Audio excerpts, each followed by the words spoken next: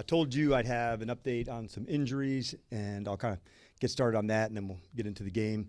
So first, let's start with Jayden. He'll continue in his return to play process, and you'll see him out there today in a limited fashion. And we'll continue to rely on the medical team, to fully clear him. But what I can say is, man, he is doing everything you possibly can to get there. The guy's the ultimate competitor for us. You know that. I know that. But he is absolutely digging it. As far as the other injuries, we're going to work through that. And I'll take it through Friday and we'll give you the updates as it goes. Then lastly, just the matchup for this weekend. And last time went into extra time, to go through that. And we expect that kind of same fight and battle again. We'll need to have that complementary football that we leaned into last week again. And ready to get rocking with you guys. So with Terry, what can you say? Is he getting more information on his quad, and what's the level of concern for him for Sunday? Yeah, it's pretty normal that when you have something that a second opinion takes place, that's not uncommon at all. Honestly, it's just the opposite. It's really common. Almost everybody does that in some spaces. So as we get into, I'll have a better answer, as I get closer to, or as I get into Friday, then we'll have a sense for, okay, where does it look like for Sunday? And then with Jayden, what is it, that you've been able to watch him do so far? Is he able, you talked about the cutting and the pivoting. Have you been able to watch him do any of those kind of activities? I have, and like I said, he's worked really hard on that space. And so we'll lean in on the medical side too, John, just to make sure they'll, be the ones to fully clear. But he's working really hard to hit all the stuff that he needs to hit. Do you expect Terry to be at practice today? I don't expect Terry to be at practice today. He will be out for today. I'll have updates for him by Friday of where we're at for the game. Okay. Special teams question. Yes. I know you addressed it on Monday, but you mentioned how you that's part of your play style. You guys take a lot of pride in it. When did you start to feel like that could be sort of a weapon for you guys or give you guys an edge? I'm going to go back because I think it's important on it, Nikki. When the new kickoff rule started, we were right at the front of that to say, can this be an advantage? Can we find a space that we could create that from field position to identity? So I thought it would begin there on the kickoff and kickoff return side. Then as we got to learn it better, and we were all kind of at the first part, remember there was a lot from OTAs through training camp, so I thought it began then. And then adding, obviously Tress, the way he can punt, putting people down, and the different style of players, like obviously Revo and, is at the front of it, but then it's Ballore and then Percy Butler and others that just started to emerge in this way. And we thought, man, this can be a weapon for us. And we can really push and feature the guys and use them in those ways. But I think it was the kickoff and the decisions to say, we're going to go for it and really try to be at the front of this if we can. And I think that was the start of it. Hey, Coach, I know you guys are very diligent in that return to play process, but is the fact that Sunday's game is, still September football, an early season game, does that time period shift whether or not you guys are going to maybe encourage guys to play Sunday versus if it were a postseason, late season game? Does that timeline factor in at all? No. Yeah, I think they're all in the same space, and like the medical team putting the whole thing together for it. They have guidelines they want to follow. So no, I think everything's kind of the way we go after it is consistent. Chick, the way the team responded with Marcus, obviously there's a high level of confidence in him if Jayden Daniels can't go.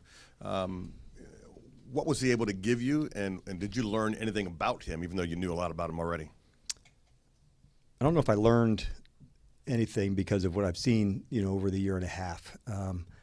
I was one of the least surprised people that he would play well in the stadium because what I've seen out here and the work. I did know, the work that he puts in to get himself ready. So I've seen all of that, Chick. So I don't know if I learned anything different other than confirming this is a real competitor, and this style and the attitude and the way that he plays just suits him, so well in this system. You talked about Jeremy. Obviously, with Will out, he's probably in line for more playing time. What has most impressed you about him, I guess, on the defensive side of the ball? We know what he does on special teams, but on defense. What I noticed jumped from 2024 to 2025, man, the speed elevated even again. Is that a year after being injured? Could be. but I felt like the speed and the tackling even ramped up more. I saw it in the preseason games. I saw it at practice too. And so we'd already seen some of that begin, but I felt the speed and the tackling and that position, he's usually right in the middle of all of it, but I did feel that level up in 2025 from spring, training camp, and into the early part of the season. I know you won't know about Terry's status and probably Noah Brown as well until the end of the week, but if they can't go, what kind of opportunity would that be for guys like Jalen and Luke to get some more playing time? Yeah, that's where you usually lead to when you don't know where that's going to be. What I do know is that we have a big, deep crew, at a lot of spots, and we train the players that don't count on this as a possibility, but more as a certainty of knowing that at some point, when that space comes where you're called upon, that you're able to deliver. It's one of the best feelings that you can provide to your teammates to do that. So what does that look like during the week at all the positions, showing you're ready, showing that you're able to, so when that opportunity comes, you're just ready to do it. Might be at one position one time and then another one, hey, now it's at this one. And so you just push this 70-man roster all the way forward, all the way in. And if you can demonstrate you're ready, then when your opportunity comes, you have a lot of confidence because you've put the work in. With an opponent making changes on the offensive side in terms of play calling and things like that, what sort of a challenge does that present for you, maybe not knowing what to expect, or you can't worry about or guess at what might change? Yeah, I can't worry about that. I think those things take place, and you speaks to his team's urgency, where they're at, what they're trying to hit on, what might be the emphasis for them. Sometimes it's with the player, to make sure he gets more touches, he does, more factor into it. So you have to let it play out. Those are out of our control. You're aware of those, but as far as trying to lean in too much to it, we generally don't do that. With the kicking game, what, if any, is your level of concern about inconsistency there, and have you or will you bring in anyone to compete for that spot? Yeah, we have a lot of confidence in Matt to go. I was pleased to see, the one at the end of the half. So as we're going through it, we're still digging in to find our spaces to go, but no, we have full belief in Matt. Hey, Dan, Sunday's going to be a special game for you, too, because obviously you coached in Atlanta. You have a lot of friends there, and I'm sure a lot of memories there. What is that going to be like for you going in there as a head coach of the Commanders, where you used to coach in Atlanta? Well, it's not like a return to one go. We've played them, last year and, done it other times before, but always have huge gratitude for Arthur Blank and his family and, giving me the opportunity to do that. But past that, it's for the guys and in between the white lines. So we'll be ready to battle too. Coach, next man up seems like a cliche term used during sports, but with this team, with this organization, you all seem to thrive in these situations. What is it about this team that allows for them to excel in those moments? Yeah, I agree. Sometimes I think that is too much of a cliche because there's another player behind that, the injury or what happened to take place. But what I do know and what we do train hard as, there is going to be a spot, and when you're ready, you've got to go nail it. And if you're waiting for that moment to happen and then all of a sudden it hits you, you're not going to be as prepared as you could have been.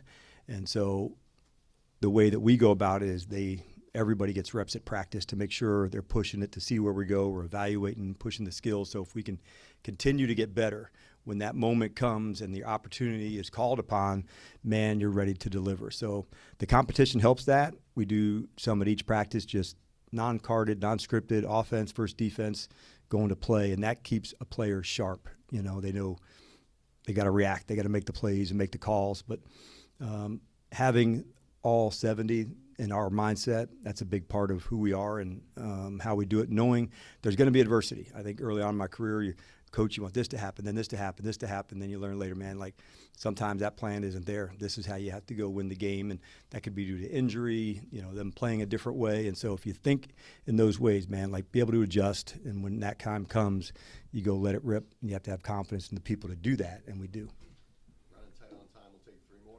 Good afternoon, Coach. Good afternoon. Jaylen and the punt return unit as a whole has been pretty strong for you guys this year. For the Falcons, their punter and their punt coverage team has also been pretty strong for them. How do you go about making sure that your strength can be stronger than theirs, and how big of a boost can that give you this weekend if you can make that happen? Yeah, the field position, man, that's the thing.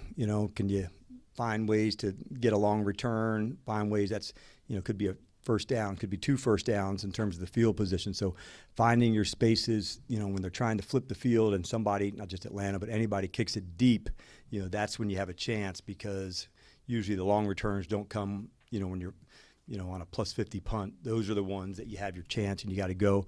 And then the outside guys are key for us, man, the gunners, and they've got to feel the speed and go after it. So it's definitely a good matchup this weekend on both sides, man. And like absolute, you'll feel speed and energy and toughness on both sides. With Sam Cosby, how is his rehab going? And with the ability to open his window come Monday, do you expect to open it then? Do you have a return to play plan in place for him there? Yeah, we're working hard, and he has really put in the work. And so that's where we're aiming towards. And then as we get into next week, we'll see if he's ready to take that next step. But this is another guy, man, has just all off season through the summer to put the work in. And so what are the last little bits of that? You try to simulate as much as you can, simulated sets, but he does need to be back in the team setting. So as soon as that can happen, that helps him in a normal ramp-up process too. Dan, with Dorrance Armstrong, when you guys brought him in, obviously you and Joe knew him well, figured that his acclimation period would be maybe one of the faster ones, but it really wasn't until maybe the playoffs that his statistics at least really started to take off, and that's continued. Did something change for him, click? Was there something just over time that he developed, found more confidence in, whatever it was? Yeah, and we'll have to look, Ben. That's a good question. Like, I felt there was significant pressure from DA, but maybe not the numbers from the sack standpoint. That might be something that we can look into. But now, different sides for him. He's always been somebody that could be equipped to go over the guards, over the tackles, move into different locations. So we didn't do that as much with him last year. Dante mostly played one side. He mostly played the other. So now we're probably a little more fluid of how we feature the guys.